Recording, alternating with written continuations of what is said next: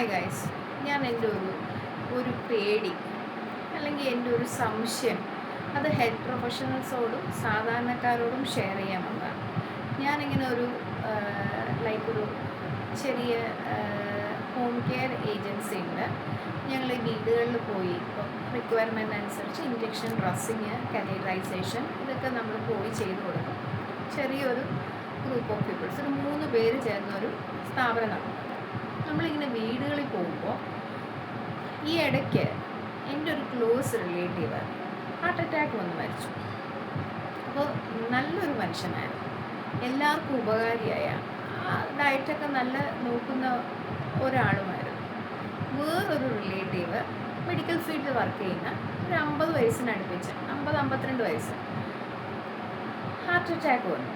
ഇനി ഞാൻ പണ്ട് ജോലി ചെയ്തിരുന്ന സ്ഥാപനത്തിൽ 1-2 പേര് ഹാർട്ട് അറ്റാക്ക് വന്നു. ഞാൻ ഇവരുടെയൊക്കെ ലൈഫ് സ്റ്റൈൽ നോക്കുമ്പോൾ ഭയങ്കര കൊളസ്ട്രോൾ അങ്ങനെ ഒന്നും ഉള്ളൊരു സാഹചര്യത്തിലല്ല. ഞാൻ ഇങ്ങനെ വാച്ച് ചെയ്യാൻ തുടങ്ങി. ഈ ഒരാഴ്ച ഒരു 3-4 ഡെത്തും മരണവും കേട്ടു, ഹാർട്ട് അറ്റാക്കും കേട്ടു. അപ്പോൾ എല്ലാവരും തന്നെ ആരും ഇപ്പം പുറത്തോട്ട് ഇറങ്ങുന്നില്ല. ദാറ്റ് മീൻസ് സൂര്യപ്രകാശം ഇവരുടെ മുമ്പിൽ ഇവർക്ക് അടിക്കുന്നില്ല. ഇവരെല്ലാം അധികം നല്ല ഒരുവിധം മിനിമൽ ഡയറ്റ് മെയിൻറ്റെയിൻ ചെയ്യുന്നവരുമാണ്. അപ്പോൾ എനിക്കിതങ്ങ് ഭയങ്കര സംശയമാണ്, ഇത്രയും നല്ല ഡയറ്റ് മെയിൻറ്റെയിൻ ചെയ്യുന്നവർക്ക് എന്തുകൊണ്ട് ഇത് വരുന്നു?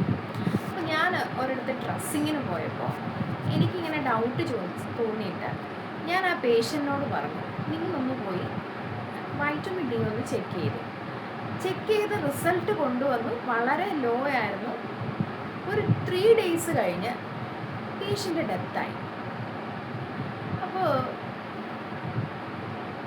എന്തുകൊണ്ടാണ് ഇത്രയും ഏറെ കാർഡിയാക് ഡിസീസസ് നല്ല ഡയറ്റ് മെയിൻറ്റെയിൻ ചെയ്യുന്നവർക്കും വരുന്നു? അതിനകത്ത് ബീയിങ് എ നേഴ്സ് ഒരു 25% ഓഫ് റീസൺ ഇതാണോ എന്ന് ഞാൻ ബുക്കുകൾ വായിച്ച് നോക്കിയപ്പോൾ എനിക്ക് മനസ്സിലായതാണ്. ഇതൊരു ബുക്കിൽ നിന്നുള്ള വിവരമാണ്, ഇനി നിങ്ങൾക്ക് പകർന്നു തരാം. അതായത് key vitamins for cardiac health, നമ്മുടെ ഹൃദയ ആരോഗ്യത്തിന് അത്യാവശ്യമായ വൈറ്റമിൻസ് ആണ് folic acid, B6, B12, D. Cardiovascular, അതായത് ഹൃദയ ആരോഗ്യ സംബന്ധം. ഇപ്പം ഞാൻ കാർഡിയോ വാസ്കുലർ എന്നൊക്കെ പറഞ്ഞാൽ മെഡിക്കൽ പേഴ്സൺസിന് മനസ്സിലാവും. ഇത് സാധാരണക്കാർക്കും മെഡിക്കൽ പേഴ്സൺസിനും ഒന്ന് ചിന്തിക്കാൻ വേണ്ടി, എൻ്റെ സംശയം നിവർത്തിക്കാൻ വേണ്ടിയിട്ടാണ്, ഫങ്ഷന് വേണ്ടിയിട്ടുള്ളതാണ് ഈ വൈറ്റമിൻസ് ഒക്കെ. പിന്നെ magnesium to regulate heart rhythm എന്നൊക്കെ, നമ്മുടെ ഹൃദയമിടിപ്പിൻ്റെ ഒരു ലബ്ഡപ്പ് ഒക്കെ ഉണ്ട്. അതൊക്കെ മെഡിക്കൽ പ്രൊഫഷൻസിന് അറിയാം, നിങ്ങൾക്ക് കേൾക്കാൻ പറ്റും ആ ഒരു സൗണ്ട്. അപ്പോൾ ആ റിതത്തിന് വേണ്ടിയിട്ടുള്ളതാണ് മെഗ്നീഷ്യം. സിയും ഇയും സർക്കുലേഷനെ സപ്പോർട്ട് ചെയ്യുന്നതാണ്. അപ്പോൾ എൻ്റെ സംശയം, ഇതെല്ലാം ഈ വൈറ്റമിൻസ് കുട്ടികളിലായാലും വലിയവരിലായാലും കുറയുന്നത് ഹാർട്ട് ഡിസീസിനെ പ്രൊമോട്ട് ചെയ്യുന്നുണ്ടോ? ഇത് നിങ്ങൾ പൊതുജനങ്ങൾ, എൻ്റെ ഒരു അഭിപ്രായ പ്രകാരം കുട്ടികളിലും ഞാൻ ഈ ആഴ്ച ഒരു 4-5 പേരിൽ വൈറ്റമിൻ ഡി കുറയുന്നതായി കണ്ടു. ഇനി ഇതിൻ്റെ അകത്തുള്ള രസകരമായ സംഭവം, ICUവിൽ വർക്ക് ചെയ്യുന്ന ഒരു നേഴ്സിനോട് ഞാൻ വൈറ്റമിൻ ഡി ഒന്ന് ചെക്ക് ചെയ്യാൻ പറഞ്ഞപ്പോൾ അവരെന്നോട് പറഞ്ഞത്, സിസ്റ്ററിന് വേറെ ജോലിയൊന്നും ഇല്ലേ, 800 രൂപ കൊടുക്കണം അതിന്. പക്ഷെ ഞാനൊരു 2 ആഴ്ച കഴിഞ്ഞപ്പോൾ അഡ്മിറ്റ് ആവുന്നതും കണ്ടു. അപ്പോൾ ഇതൊക്കെ ഞാൻ കണ്ട കാഴ്ചകളാണ്.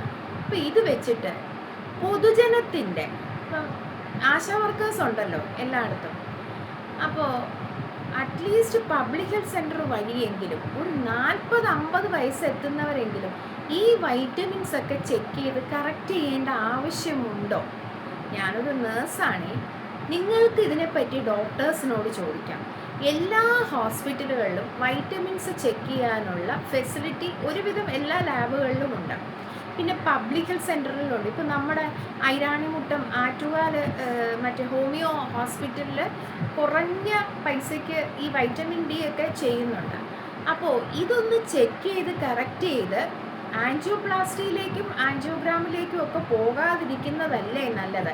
ഇനി ഇത് തന്നെയാണ് എന്ന അഭിപ്രായം എനിക്കില്ല. നമ്മൾ നല്ല രീതിയിൽ ഫ്രൂട്ട്സും വെജിറ്റബിൾസും നമ്മുടെ ഡയറ്റിൽ ഇൻക്ലൂഡ് ചെയ്യുവാണെങ്കിൽ, നിങ്ങൾ എത്ര അളവ് ഫ്രൂട്ട്സും വെജിറ്റബിൾസും ഒരു ദിവസത്തെ നിങ്ങളുടെ ഡയറ്റിൽ ഉൾപ്പെടുത്തുമെന്ന് നോക്കിക്കേ. പണ്ടൊക്കെ നമുക്ക് വിഷമില്ലാതെ പല പച്ചക്കറികളും കിട്ടിയിരുന്നു, ഇപ്പം അങ്ങനെ കിട്ടുന്നുമില്ല. അപ്പോൾ ഈ പറയുന്ന ഫോളിക് ആസിഡും B6ഉം B12ഉം മഗ്നീഷ്യവും ഇയും സിയും നമ്മുടെ നമ്മുടെ ഹൃദയ ആരോഗ്യത്തെ സപ്പോർട്ട് ചെയ്യുന്നു എങ്കിൽ ഇതിൻ്റെ കുറവ് ഹൃദയ സംബന്ധമായ അസുഖങ്ങളിലേക്ക് നയിക്കുമോ? എൻ്റെ ഒരു സംശയമാണ് ഇത്. ഞാൻ ഡോക്ടേഴ്സിനോടും ജനറൽ പബ്ലിക്കിൻ്റെ അവയർനെസ്സിനും നിങ്ങൾക്ക് നിങ്ങളുടെ ഡോക്ടേഴ്സിനോട് ചോദിക്കാം ഇതിനെപ്പറ്റി.